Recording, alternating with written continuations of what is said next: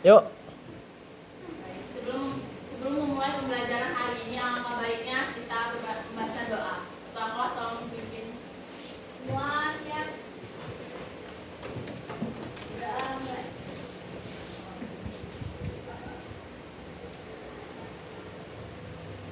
Sudah selesai.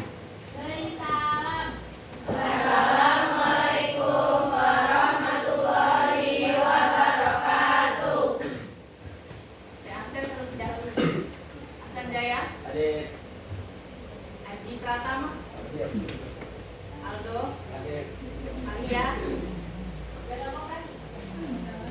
Andini, Artalita, Hadir. Beca, Hadir. Dias, Habib, Eni, Hadir. Iqbal, Sana, Hadir. Listri, Hadir. Luna, Hadir. Lutfiana, Hadir. Marcelia, Hadir. Marisa, Hadir. Mailan, Rediana, Hadir. Naura, Hadir. Neneng, Hadir. Nurmala, Hadir. Nurul, Rita, Lilis, Hadir. Lirit, Hadir. Isma, Hadir. Seta, Hadir. Siti, Hadir. Tegas, Alfa. Kira, Julia, Kira, Yeni, Zalika.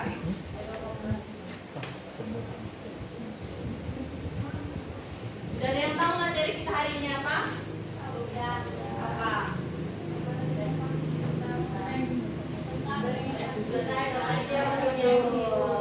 Sebelumnya kalian sudah pernah melihat teks berita? Di mana? Tuh. Apa yang dimaksud dengan teks berita? Informasi, laporan atau tulisan yang berisi informasi tentang suatu peristiwa atau kejadian faktual dan aktual. Tuh, beri tepuk tangan.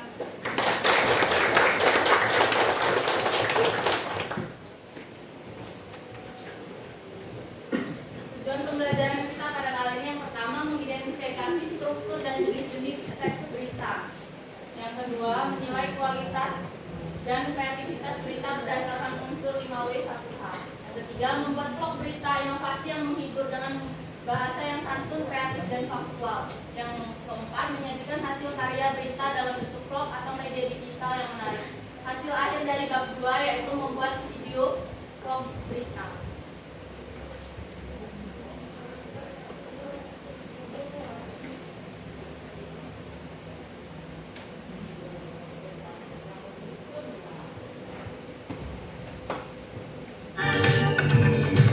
Aksi robot servis ini mampu menarik perhatian pengunjung di ajang pameran teknologi dan inovasi Indonesia di JI Expo Kemayoran, Jakarta. Robot ini mampu memberikan petunjuk dan informasi kepada pengunjung pameran yang berlangsung sejak 10 hingga 12 Agustus 2023. Robot ini sejatinya buatan Korea Selatan, namun proses alih teknologi dengan pusat dalam negeri tengah berlangsung. Ini sebenarnya robot apa ini, Pak? Ini adalah robot servis ya, Pak.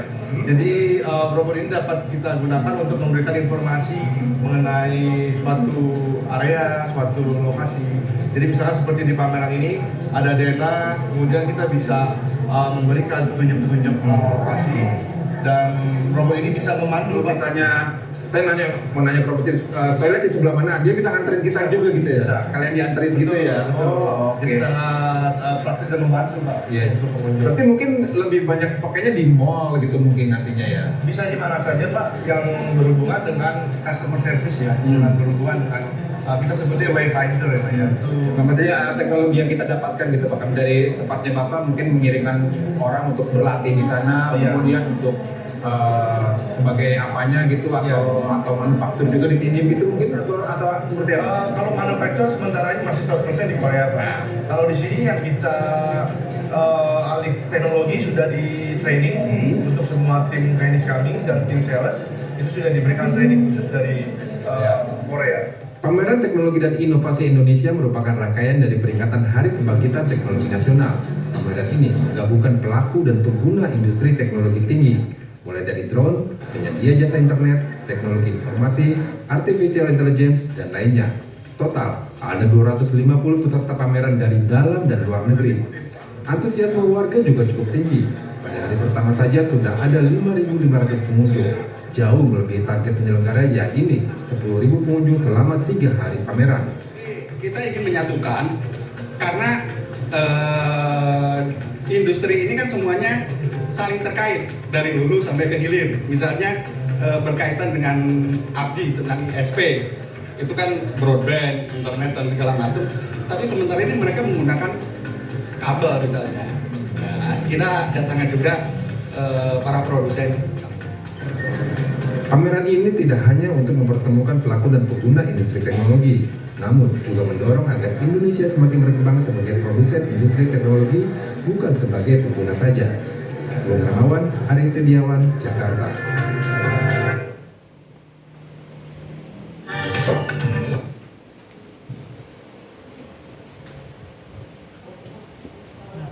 Ada yang tahu bedanya berita di depan sama berita yang biasanya kita baca?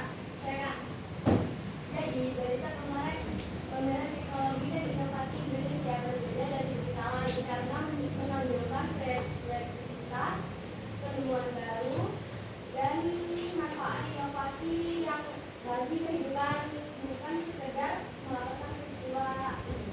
Betul. Ini yang tadi disebutkan oleh Peta. Teks berita adalah teks yang menyampaikan kabar atau informasi mengenai peristiwa faktual dan aktual. Faktual itu kejadian sebenarnya dan aktual itu baru saja terjadi. Yang ada pun ciri-ciri dari teks berita. Yang pertama, faktual. Tadi sudah saya sebutkan, kejadian baru benar-benar terjadi, dan aktual itu berita yang masih baru dan sedang hangat. Yang ketiga, unik dan menarik. Itu beritanya membuat orang-orang tertarik untuk tahu. Yang keempat, berpengaruh bagi masyarakat luas. Artinya berita yang kalian buat itu isinya penting bagi masyarakat luas. Yang kelima, terdapat waktu dan kronologis kejadian. Artinya ditulis berdasarkan kronologis yang jelas. Yang keenam, objektif. Artinya berita tidak memihak siapapun dan hanya menyampaikan fakta. Yang ketujuh, bahasa baku, sederhana dan komunikatif. Itu maksudnya berita yang kalian buat itu mudah dimengerti oleh pembaca. Yang terakhir, sesuai dengan ejaan. Itu artinya agar tulisan kalian rapi dan sesuai dengan aturan. Paham? Paham. Saya minta tolong satu orang buat bacain unsur teks berita. Ya.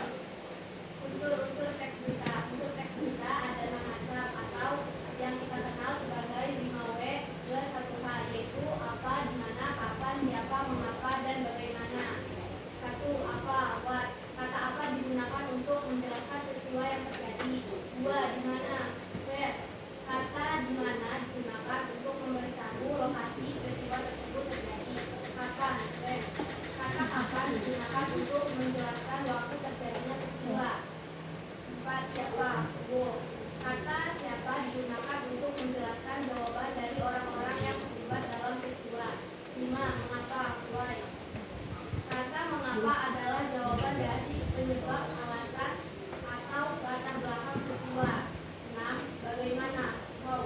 Kata bagaimana digunakan untuk menjelaskan proses terjadinya peristiwa dan kondisi tertentu. Terima kasih.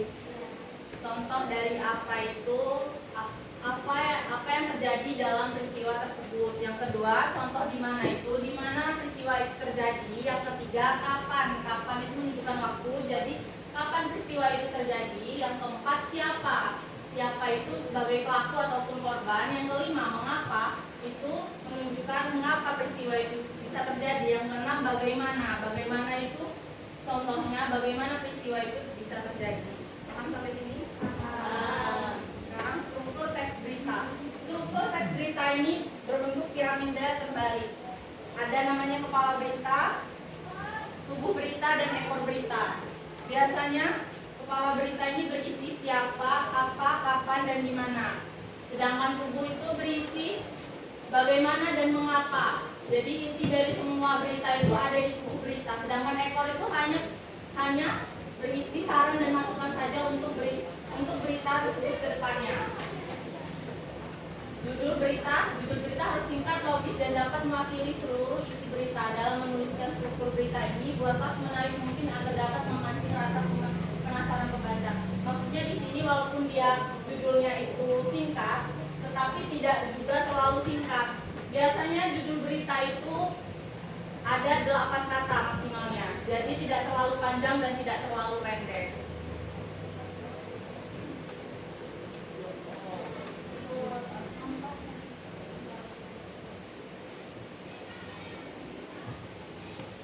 Bentar ya.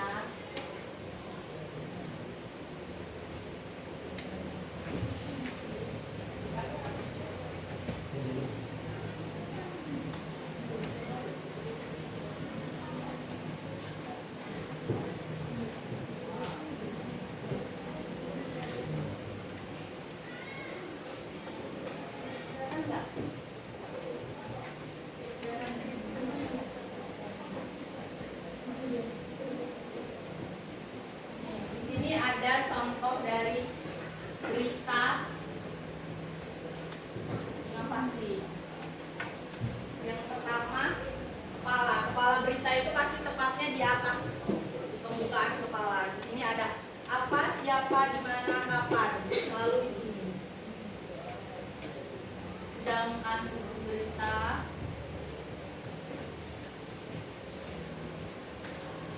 itu di bagian ini.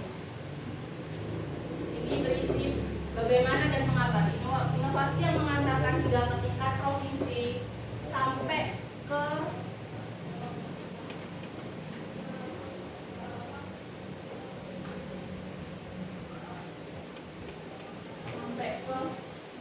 jalan ini. Sedangkan ini ekor berita itu kan isinya saran dan masukan. Bupati berharap inovasi ini tidak berhenti sampai di sini. Masukan untuk berita, contoh berita ini.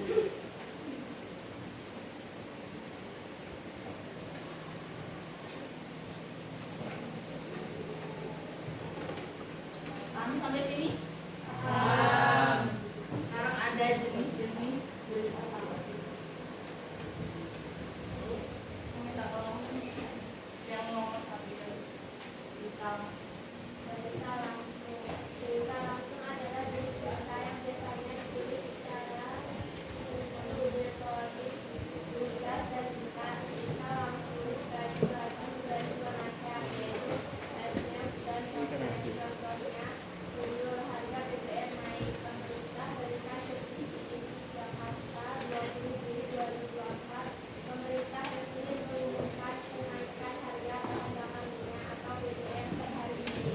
Kenaikan harga BBM ini dilakukan untuk menyesuaikan harga minyak dunia yang terus meningkat. Namun pemerintah juga memberikan subsidi bagi masyarakat berpenghasilan rendah untuk meringankan beban. Jadi maksudnya dari berita langsung ini berita yang harus benar-benar segera diberitakan kepada publik. Contohnya kayak harga BBM naik, pemerintah berikan subsidi pada tanggal 20 Juli 2014. Berita itu sedang hangat-hangatnya. Contohnya kayak kemarin tuh pas Pak Prabowo tidak jadi datang ke Lampung Utara tuh, berita itu masih hangat-hangatnya. Sedangkan kalau hard news dan soft news itu, kalau hard news itu berita yang penting dan harus segera diberitakan. Kalau soft news itu ringan, tidak terlalu seperti hard news.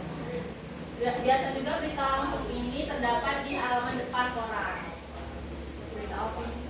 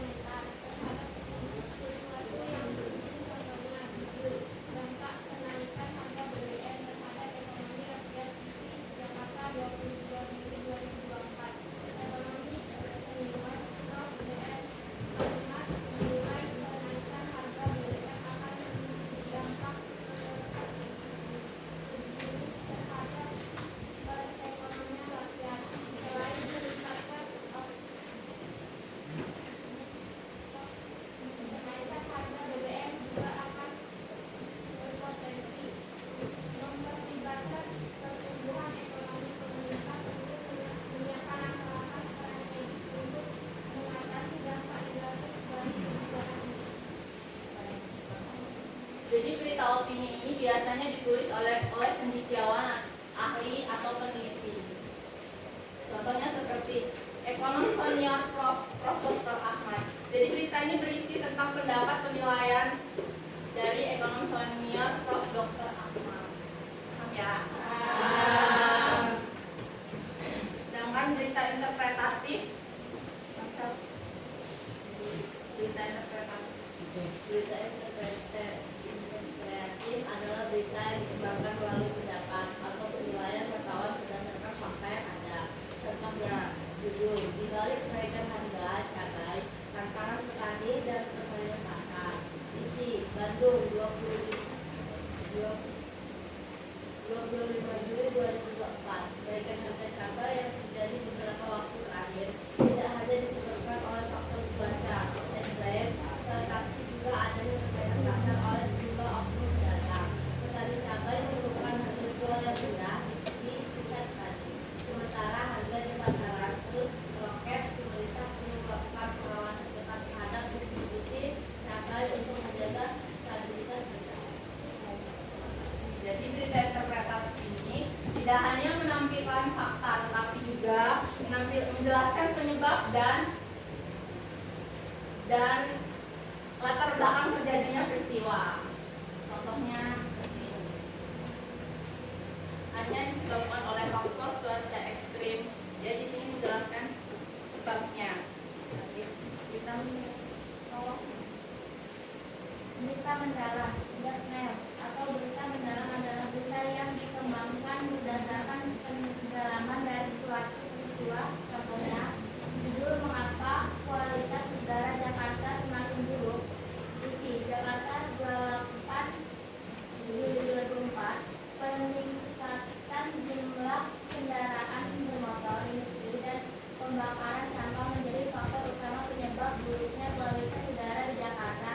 Studi terbaru menunjukkan bahwa polusi udara di Jakarta telah melampaui batas aman dan berdampak buruk bagi kesehatan masyarakat. Pemerintah perlu mengambil langkah tegas untuk mengetahui masalah ini, seperti meningkatkan penggunaan transportasi umum dan menerapkan kebijakan mandi buruk.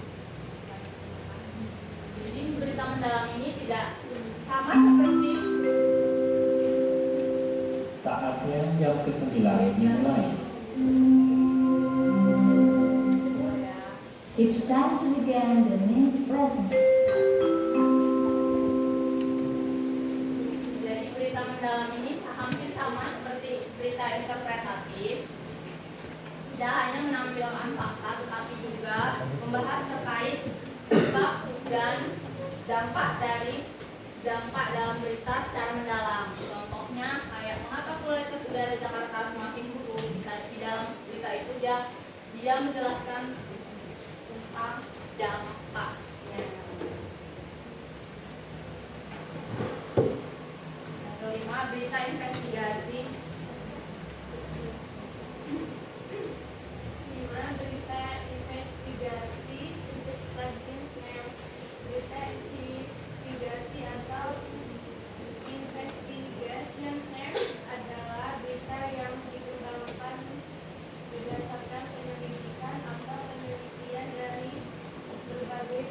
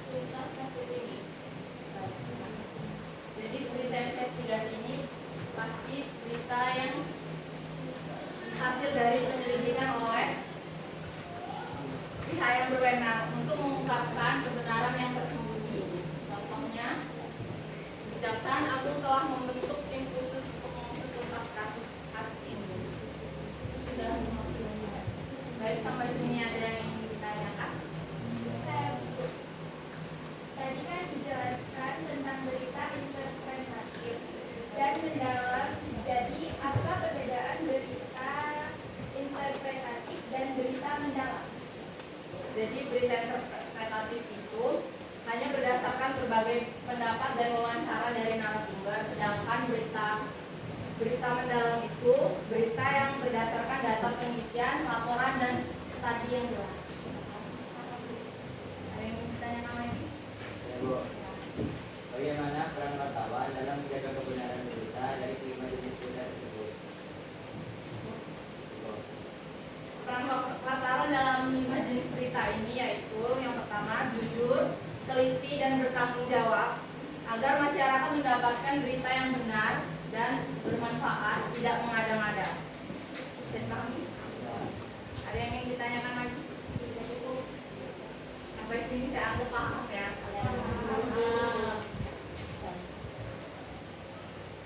Tadi kan sudah saya jelaskan terkait contoh berita. Sekarang saya mau kalian mengerjakan puzzle berita. Sebelumnya juga kita sudah membuat puzzle berita dan kelompok. Jadi kelompoknya sesuai yang minggu kemarin ya. Duduk sesuai kelompok minggu kemarin.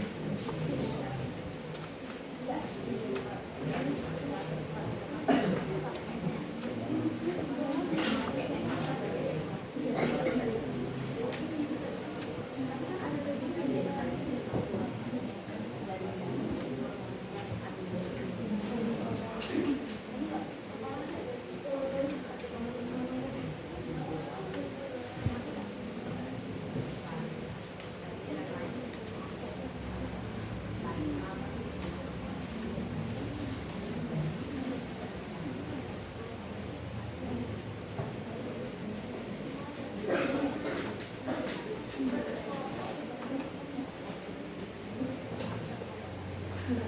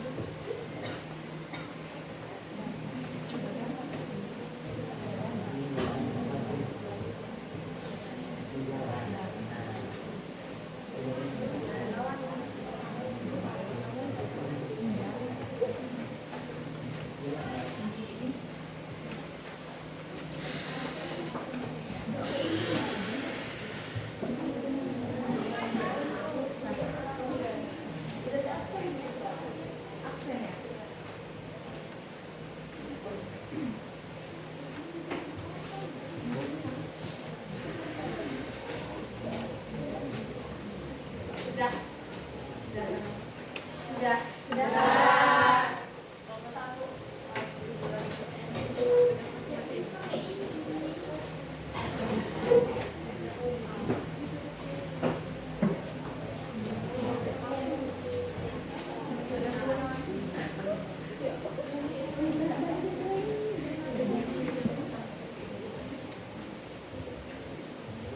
Assalamualaikum warahmatullahi wabarakatuh. Waalaikumsalam warahmatullahi wabarakatuh. Perkenalkan kami dari kelompok 1, saya Kasana. Saya Desi Aulia. Saya Septa Madani. Di sini kami ingin membacakan tentang mahasiswa ini dari limbah bonggol, insang, dan kulit kuda. Jakarta, mahasiswa Universitas Pajajaran membuat buku berbahan dasar limbah bonggol, insang, dan kulit kuda. Buku ini dibuat dengan teknologi slow release fertilizer. Melansir laman Unpad Minggu 30 bulan 6 2024, buku ini dikembangkan oleh Mira Purwasi Agribisnis, Rili Alisa Agribisnis, Rizkia Nadira Ronaldo Agribisnis, M. Yasifa Kusuma Dinata Teknologi Industri Pertanian, dan Stanislaus Adib Pramudya Agroteknologi dengan dosen pendamping Vira Kusuma Dewi MSc Cukup sekali penggunaan produk menemani tanaman sampai panen. Kata Prilly, dia menjelaskan pupuk ini dilapisi bahan makromolekul untuk menunda pelepasan nutrisi ke tanah. Hal ini mengurangi frekuensi pemupukan dan memberikan manfaat optimal bagi tanaman. Inovasi produk ini merupakan implementasi dari program kreativitas mahasiswa Wirausahaan TKMK yang berhasil mendapatkan pendanaan dari Kemendikbudristek. Prilly menjelaskan bahwa limbah bonggol bisa mengandung beberapa mikroba, yaitu Aeromonas, SP, Bacillus, SP, dan Aspergillus niger, dan yang dapat menjadi pencegah bahan organik tanah, fiksasi nitrogen, dan melawan patrogen penyebab penyakit tanaman. Limbah bonggol bisa juga mengandung unsur hara, makro, dan mikro yang membutuhkan tanaman nitrogen, fosfor, dan kalsium. Sementara itu limbah kulit sedang mengandung senyawa bersama berubah menjadi pekat dan menjadi penjual karbon organik serta memiliki kemampuan mengatur pelepasan terhadap tanaman. Selain dibuat dari bahan yang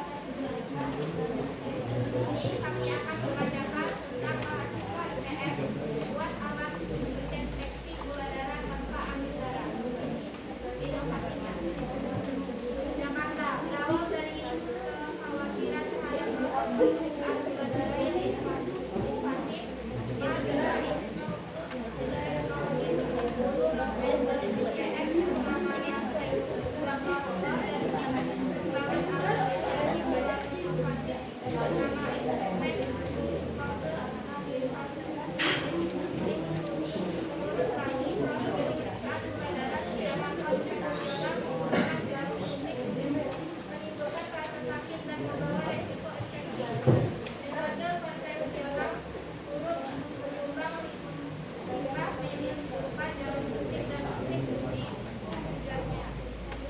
Tak cuma untuk menderita diabetes, alat ini menurut Safi tidak hanya bermanfaat untuk pengidap diabetes, melainkan juga membantu dalam pemeriksaan pada individu yang peduli kesehatan.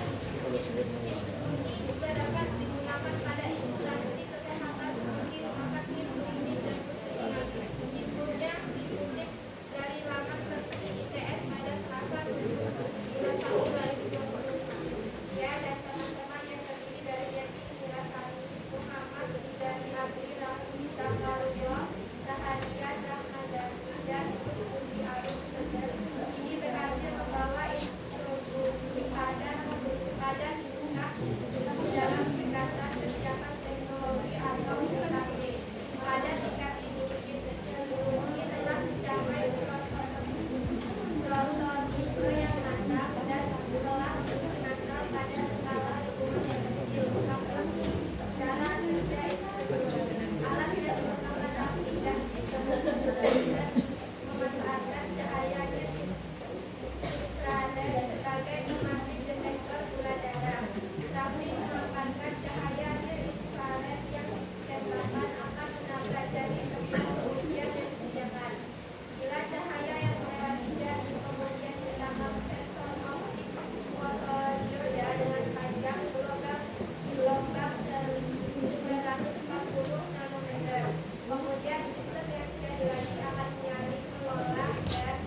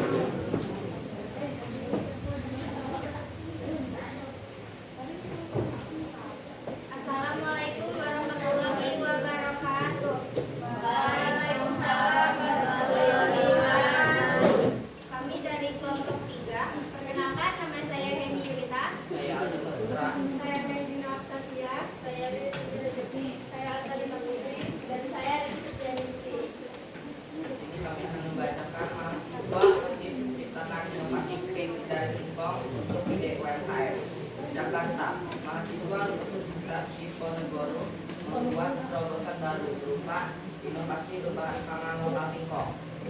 Kelompok KKN Tim 2 Desa Ujung Negoro, Kecamatan Sandeman, Kabupaten Batang ini mengolah singkong menjadi kata pakai sebagai pengentas lanting dan ide baru bagi UMKM.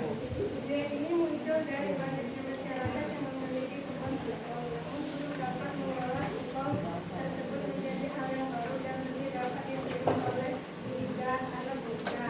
Asal teh dibuat tanpa menggunakan mesin dan pemanfaatan bahan-bahan yang dipakai berupa gula, telur, margarin, susu, dan santan berbentuk.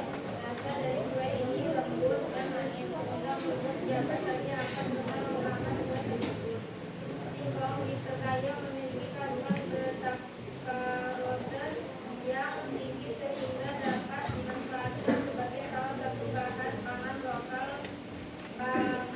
Pengentesa Gunting, salah satu mahasiswa KKN A3 Sri Aeni bersama 18 ibu-ibu kelompok wanita tani KWT yang dinaungi oleh kader PKK Desa Ujung Negoro melakukan pelatihan bagaimana cara pembuatan cassava cake dan menjelaskan segudang manfaat dari singkong tersebut. Acara ini berjalan sangat lancar dan penuh antusias ketika menjelaskan produk tersebut. Cassava cake tidak hanya menjadi program multidisiplin saja, namun juga menjadi produk unggulan yang dibawa dalam gelar karya KKN tim 2 Unit Kabupaten Batang sehingga dapat dinikmati dari pihak karyawan lainnya.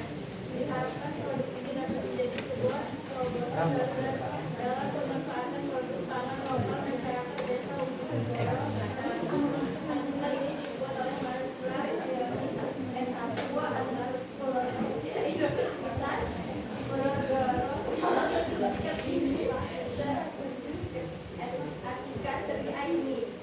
Di sini saya membacakan kepala berita. Saya membacakan kepala berita. Di sini saya membacakan badan berita. Di sini saya membacakan ekor berita. Di sini saya juga membacakan ekor berita. Sekian presentasi dari kami akhiri. Wassalamualaikum warahmatullahi wabarakatuh.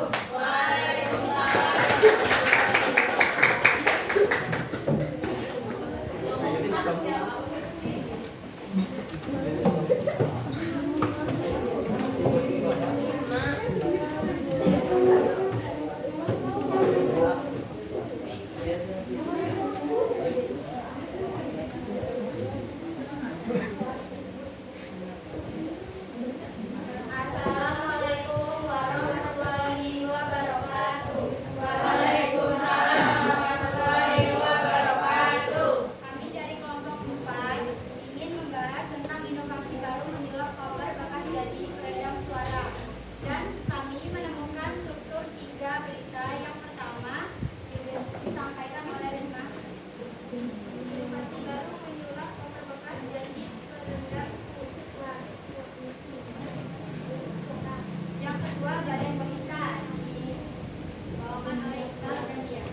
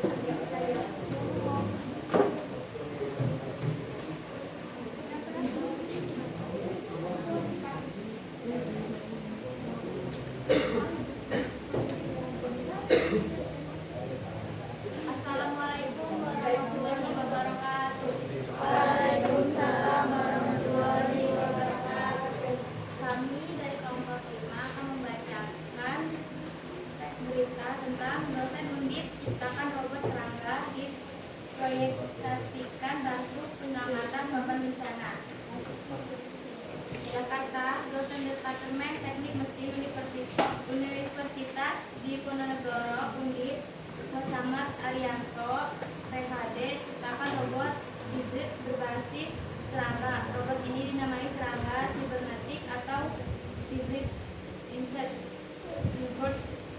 menjadi inovasi Arianto yang akan bermanfaat bagi kemanusiaan. Kemampuan utamanya adalah mencari dan menyelamatkan korban bencana alam di wilayah perkotaan, tidak sendiri. Arianto menggandeng ilmuwan Jepang untuk melakukan penelitiannya ini. Penelitian juga didanai Monfort R&D, sebuah organisasi penelitian bergengsi di Jepang. Robot serangga beneran. Memiliki dua fitur aplikasi yang memungkinkannya bermanuver di jutaan. Kemampuan ini dinilai lebih modern dibanding pertemuan serangga sibernetik lainnya.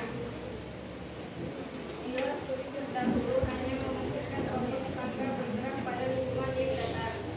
Keyboard Insect memiliki Arianto diproyeksikan untuk menjalankan tugas sulit, terutama berkaitan dengan bidang kemanusiaan dan bencana alam. Lokasi pasca bencana yang berbahaya dilakukan manusia hingga rata-rata korban pada kondisi ekstrim. Karena berbasis serangga dan ukurannya kecil, robot ini bisa menjadi semua medan dari lingkungan ekstrim seperti gempa, runtuhan bangunan, lokasi dengan oksigen yang rendah, bahkan eksplorasi laut dan luar angkasa. Luar isu bencanaan, serangga sibernetik juga bisa dimanfaatkan untuk mengakses situs barisan budaya yang tak boleh dijamah manusia. Kata Arianto dalam keterangan tertulis mengutip dari laman Senin 24 Februari 2020. Robot serangga yang bermanfaat ini sudah dicoba di laboratorium Jepang dengan sirkuit sederhana karena berbasis serangga. Robot ini juga dirancang memiliki perilaku alami seperti serangga. Contohnya berjalan dinding, memanjat permukaan pasir sampai jalan berbatu. Dari semua medan yang diberikan, mampu mencapai tujuan dengan baik. Hal ini menunjukkan bila robot ini juga memiliki potensi untuk keperluan pengintaian dan eksplorasi di lokasi bencana. Potensi pengembangan Indonesia yang terjangkau teknologi hibrid robot berbasis serangga ini memang awalnya dibuat dengan Jepang, karena negara itu sama tahu bencana gempa. Tetapi itu bukan berarti ke depan penggunaannya tidak bisa dikembangkan di Indonesia. Pasalnya Indonesia memiliki satu kemiripan dengan Jepang sebagai negara rawan bencana gempa bumi tanah longsor dan banjir.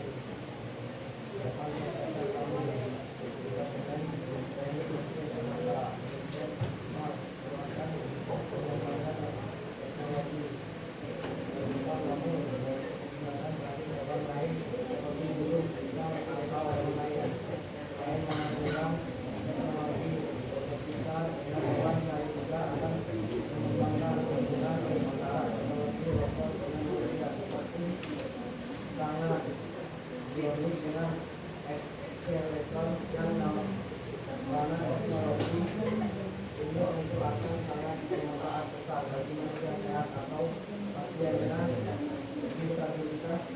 Anda Arianto. Pikirannya telah membacakan kepala berita.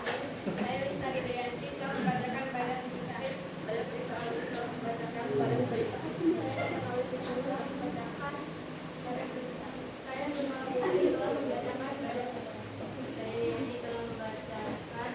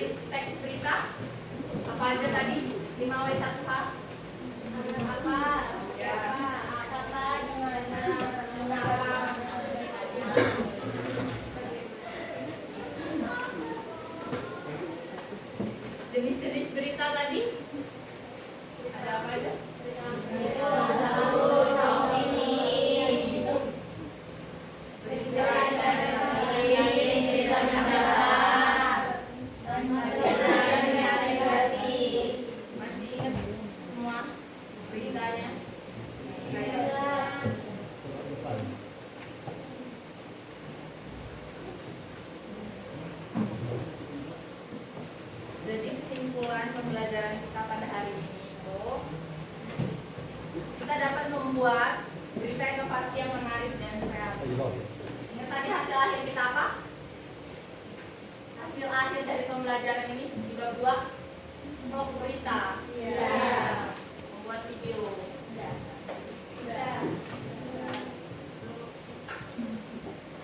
Saya ada pertanyaan terkait pembelajaran pada hari ini. Saya mau kalian isi pembelajaran sambutan kalian pada pembelajaran hari ini. Saya kirim ke sana.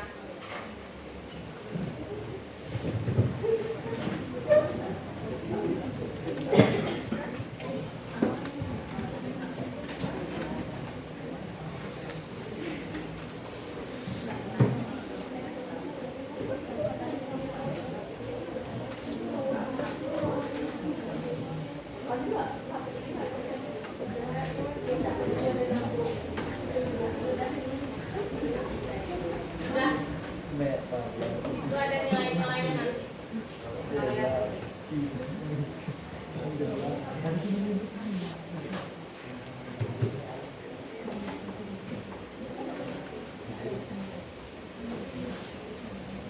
Bawa HP semua kan?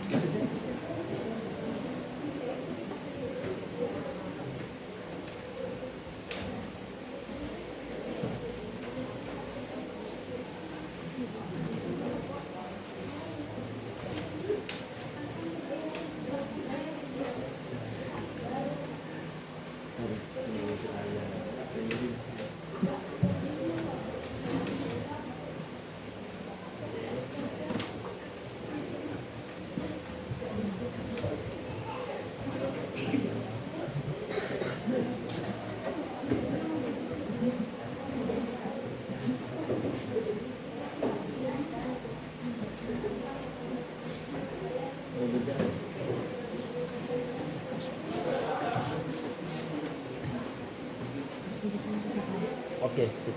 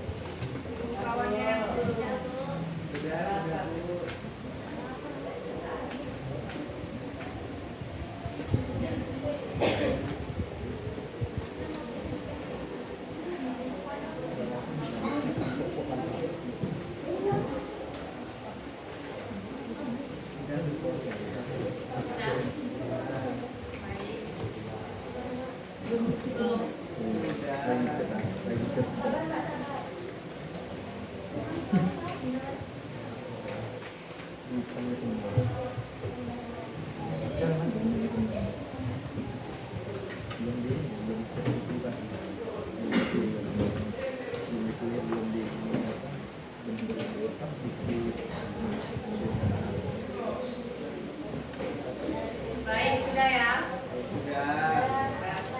Jadi kesimpulan pembelajaran kita hari ini, kita dapat membuat berita inovasi yang menarik dan kreatif. Paham ya? Saya tutup. Saya ada pantun buat kalian. Kalian bilang satu ya. Menulis puisi di atas kertas. Dihiasi kata penuh makna. Teks berita sudah kita bahas, semoga paham dan berguna.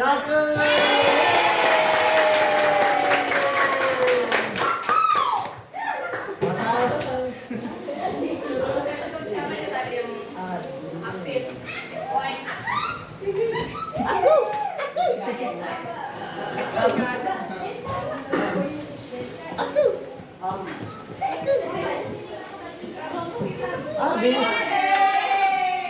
Kok situ aja nggak adil ya katanya?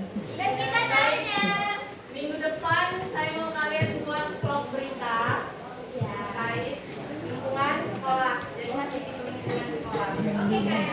Paham ya? Paham. Oke, akhiri pembelajaran hari ini. Semoga ilmu yang sekecil apapun ilmu yang kalian dapat hari ini dapat berguna. Jika ada salah kata, saya mohon maaf. Kepada Allah, saya mohon ampun. Assalamualaikum warahmatullahi wabarakatuh.